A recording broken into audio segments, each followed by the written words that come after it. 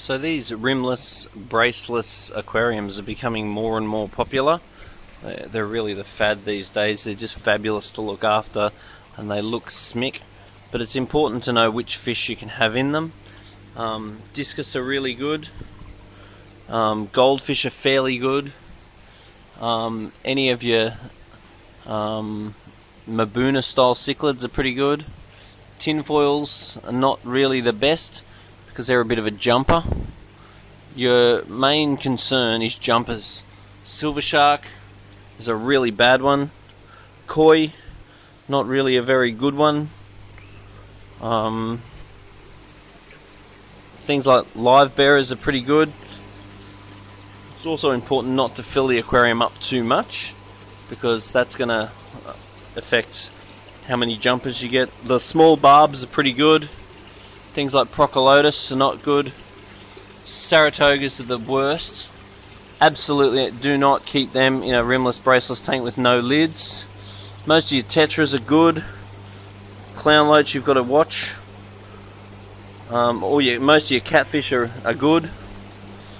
Any of your real fast, flighty cichlids, probably not the best idea.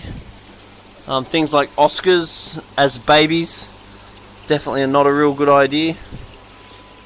Any large cichlids you'd have to be cautious of. Then in the salt water, once again, like a large rabbit fish, not a good idea. Any of your gobies are a bad idea. Any of your large, fast-moving wrasse are a bad idea. Usually butterflies are okay. Things like chromis are usually okay. Cardinals are usually okay.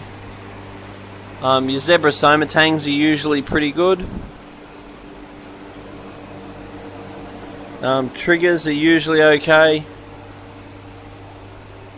But there's no absolute hard and fast rule, that's for sure. Those rimless, braceless tanks definitely are a risk of fish jumping out. And the lower your water level is, the safer as far as the chance of them jumping. But I think they're worth it. They look so nice, the whole rimless, braceless tank.